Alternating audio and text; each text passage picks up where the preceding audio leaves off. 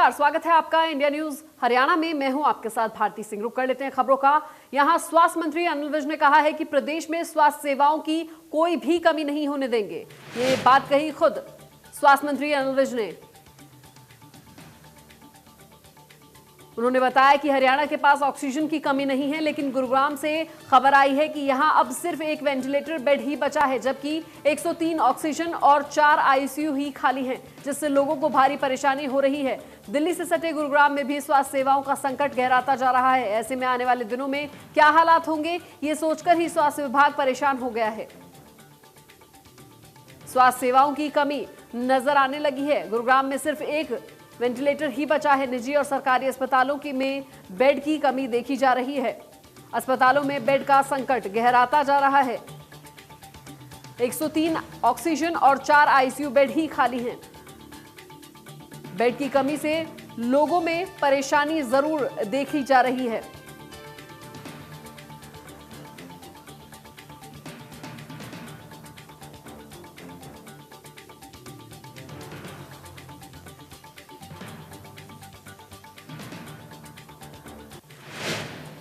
अब आपको सीधे लिए चलते हैं गुरुग्राम, जहां पर हमारे संवाददाता देवेंद्र भारद्वाज सीएमओ के साथ मौजूद हैं। सीधा उनका रुख कर लेते हैं। देवेंद्र, हम चाहेंगे कि आप सीएमओ के साथ हैं, आप उनसे पूछें कि क्या हालात हैं वहां के इस वक्त के।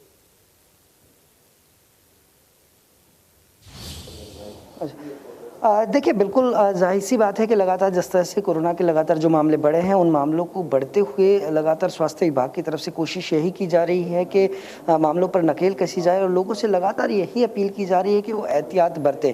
लेकिन इसके बावजूद लगातार जो मामले बढ़े हैं, उसके चलते चाहे प्राइवेट अस्पताल हो चाहे सरकारी अस्पताल हो, वहाँ मरीजों की संख्या भी बहुत ज़्यादा हो गई है। और यही कारण है कि जिस तरह से वेंटिलेटर की जो संख्या है, वो एक ही वेंटिलेटर अब बचा है और 103 जो ऑक्सीजन के सिलेंडर हैं वो अभी उपलब्ध हैं। तो निश्चित तौर पर एक बड़ी संख्या में मरीजों की संख्या है, क्योंकि गुरुग्राम में रोज़ाना 7000 से ज़्यादा कोरोना के टेस्ट किए जा रहे हैं, जिसमें से लगभग जो मामले निकल कर आ रहे हैं, तो वो बड़ी संख्या है। और ये सबसे बड़ी बात यह है कि क्योंकि सबसे ज़्यादा हरियाणा में गुरुग्राम में टेस्टिंग हुई है और उसके बाद जो कोरोना के पॉजिटिव एक्टिव मामले हैं वो भी गुरुग्राम में हैं। लेकिन इसके बावजूद स्वास्थ्य विभाग की तरफ से लगातार कोशिश ये की गई, प्राइवेट अस्पतालों को उनको हिदायतें दी गई कि कोई भी मरीज ऐसा ना हो जिसको इलाज ना मिल पाए। इसके साथ साथ किस तरह की अभी परिस्थितियां बनी हुई हैं, खुद इस वक्त मेरे साथ मौजूद हैं सीएमओ वीरेंद्र यादव जी। सर, अभी बात की जाए, क्योंकि वेंटिलेटर की बहुत कमी देखने को मिल रही है, इसके अलावा ऑक्सीजन सिलेंडर की कमी है, फिलहाल क्या परिस्थिति है और किस तरह से आप कंट्रोल कर रहे हैं? बिल्कुल, गुड़गांव में जो संख्या है वो काफ़ी इजाफा हुआ कोविड के केसेस में। और गुड़गांव मेडिकल हब होने की वजह से न केवल गुरुग्राम बल्कि बाहर के भी, प्रदेश के भी और दिल्ली और आसपास के एरिया के केसेस भी काफ़ी आते हैं, जिसकी वजह से डेफिनेटली हेल्थ की जो है या सिस्टम में कहूँ आईसीयू या वेंटिलेटर बेड्स हैं वो स्ट्रेच आउट हुए हैं।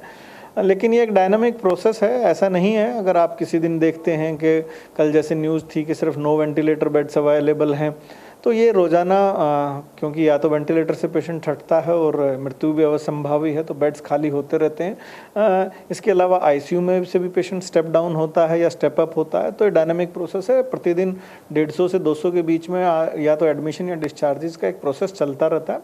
तो इनफ्लो और आउटफ्लो पेशेंट्स का लगा रहेगा। हम अपनी तरफ से कोशिश कर रहे हैं और हम एसजीटी मेडिकल कॉलेज को अपग्रेड करने की कोशिश कर रहे हैं। वहाँ 500 बेड की सुविधा उपलब्ध कराने के प्रयास किए जा रहे हैं। बहुत जल्दी आने वाले 2 या 3 दिनों में वहाँ 100 के करीब आईसीयू विद वेंटिलेटर्स के साथ प्रोवाइड करने की कोशिश की जाएगी और 400 ऑक्सीजन बेड्स की कोशिश की जा रही है। इसके अलावा हमने 150 oxygen beds world medical college Jhajjar में भी उपलब्ध करा दिए। सर, इसके अलावा अभी जो परिस्थिति है, क्योंकि आप खुद प्राइवेट हॉस्पिटलों का आपने भ्रमण किया, वहाँ पहुँचे आप, इसके अलावा 800 बेडों का और हम अभी अस्थायी तौर पर प्रयास कर रहे हैं, तो और किस तरह की प्रयास है और किस तरह से प्राइवेट हॉस्पिटलों को हिदायतें दी गई हैं और कहाँ अभी अब अस्थायी हॉस्पिटल बनाने की तैयारी में?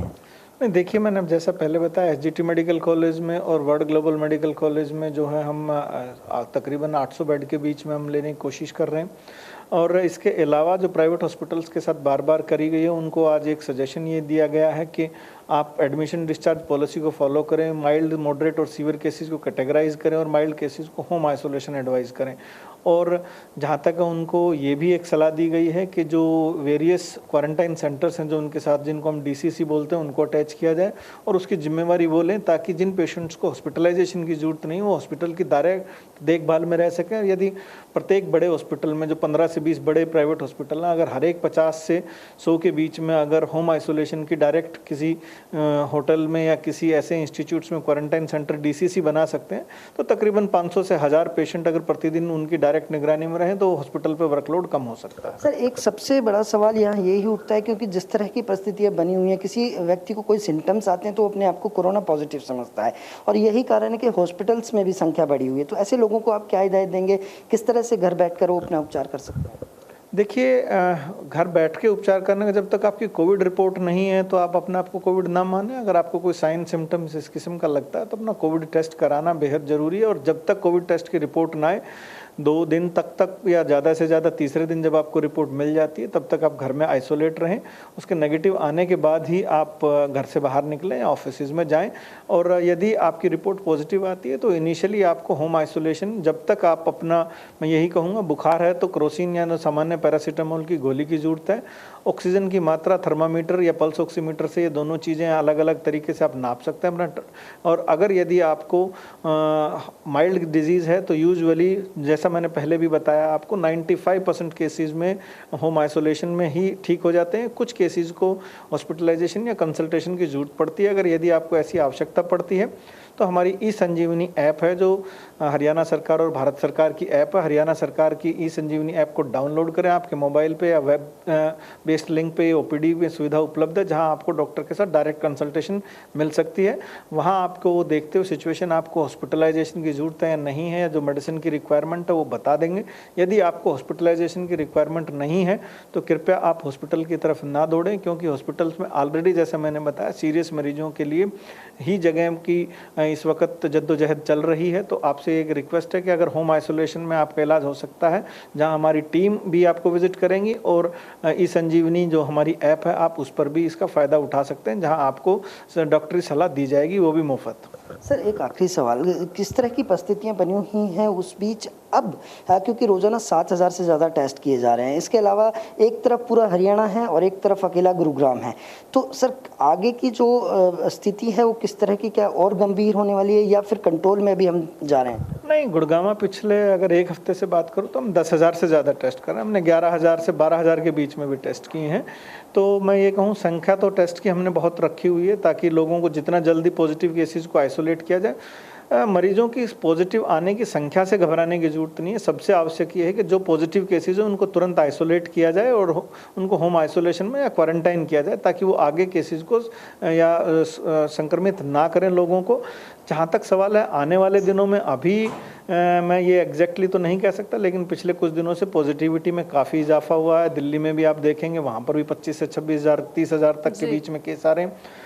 यदि इस सप्ताह के अंत तक अगर इसी संख्या में, जो हमारे 1800 से 2500 के बीच में केसेस आ रहे हैं, ये 2000 के आसपास अगर इस वीक में इतने ही केसेस रहते हैं, तो मैं उम्मीद लगा रहा हूँ कि नेक्स्ट वीक तक स्टेबिलिटी आ जाएगी और केसेस की संख्या में जो है, मैं कहूँगा, अगर ढलान की तरफ हम बढ़ना शुरू कर सकते हैं। देवेंद्र, तमाम जानकारी आपने ली, तमाम जानकारी के लिए आपका बहुत बहुत शुक्रिया। हरियाणा का गुरुग्राम जिला एक बार फिर कोरोना का हब बनता जा रहा है। जिले में कोरोना टेस्ट कराने वाले की संख्या भी हर रोज बढ़ रही है। गुरुग्राम के पुराने सिविल अस्पताल में स्थिति यह है कि सुबह 7 बजे से ही लोगों की लंबी लाइनें लगनी शुरू हो जाती हैं। बच्चों के साथ साथ बुजुर्ग भी इस महामारी की चपेट में आ रही हैं। सिविल अस्पताल के बाहर से हमारे संवाददाता देवेंद्र भारद्वाज ने ये जायजा लिया। देखिए रिपोर्ट। कोरोना कितना खतरनाक होता जा रहा है, इसका अंदाज़ा इसी तस्वीर से लगाया जा सकता है। इस वक्त मैं मौजूद हूँ गुरुग्राम के पुराने सिविल हॉस्पिटल में, जहाँ कोरोना के टेस्ट किए जा रहे हैं और किस तरह से एक लंबी कतार यहाँ देखी जा सकती है।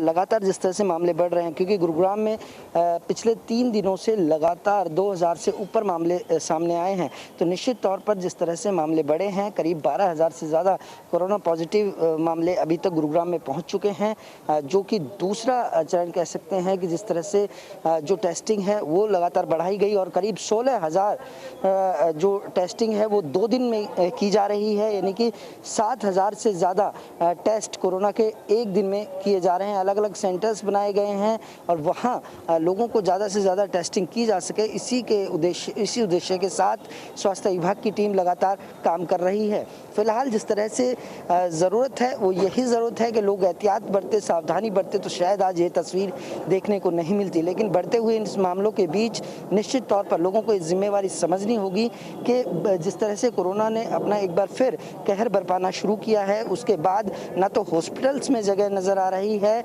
और ऑक्सीजन की भी जो मात्रा है वो लगातार कम हुई है, सिलेंडर्स कम हुए हैं और एक इस तरह की स्थिति बनती जा रही है कि लोग करें तो करें क्या। लेकिन फिलहाल अब ज़रूरत है तो सिर्फ और सिर्फ लोगों को अपनी जिम्मेवारी समझने की और एहतियात बरतने की, क्योंकि जिस तरह से कोरोना के मामले लगातार बढ़े हैं तो उस बीच सीधे तौर पर कहा जा सकता है कि फ़िलहाल एक ही रास्ता नज़र आता है, क्योंकि एक तरफ वैक्सीन को लगातार लगाया जा रहा है लोगों को और अब ये भी घोषणा की गई है कि 18 साल से ज़्यादा उम्र के जो युवा हैं, व्यक्ति हैं, उनको अब ये वैक्सीन लगाई जाएगी।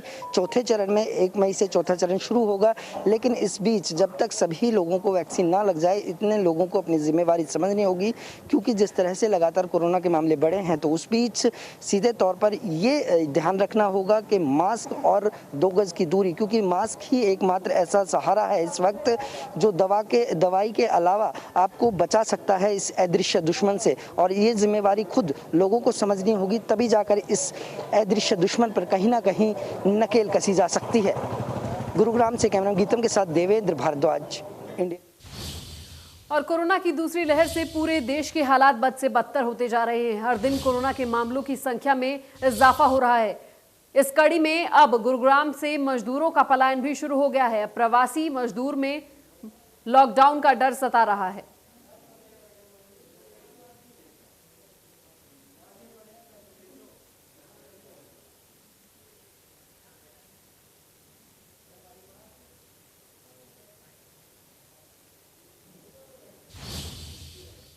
कोरोना संकट के बीच साइबर सिटी गुरुग्राम में एसीएस टीसी गुप्ता ने कोरोना की स्थिति को लेकर एक बैठक ली, जिसमें पुलिस कमिश्नर, जिला उपायुक्त, जिला चीफ मेडिकल अधिकारी, प्रशासन के तमाम आला अधिकारी मौजूद रहे और जिले में कोरोना के हालात को लेकर चर्चा की गई।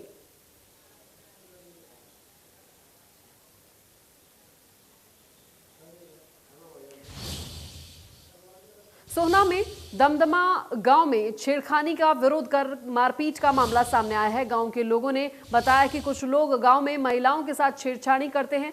विरोध करने पर लोगों के साथ बुरी तरह से मारपीट की जाती है। पिछले 15 दिनों में करीब आधा दर्जन लोगों के साथ मारपीट की गई। ड्यूटी जा रहा था और एकदम कीकर सीमे से। सोहना में युवक की मौत पर गुस्साए महिलाओं ने अंबेडकर चौक को पूरी तरह से जाम कर दिया। इस जाम में महिलाओं ने एक युवक की गाड़ी को पूरी तरह से क्षतिग्रस्त कर दिया। महिलाओं ने बताया कि जाम के दौरान एक युवक ने महिला के पांव पर गाड़ी चढ़ा दी। इसके बाद महिलाओं ने गाड़ी के शीशे तोड़ दिए। और फिलहाल इस बुलेटिन में इतना ही। आप जुड़े रहिए इंडिया न्यूज हरियाणा के साथ। नमस्कार।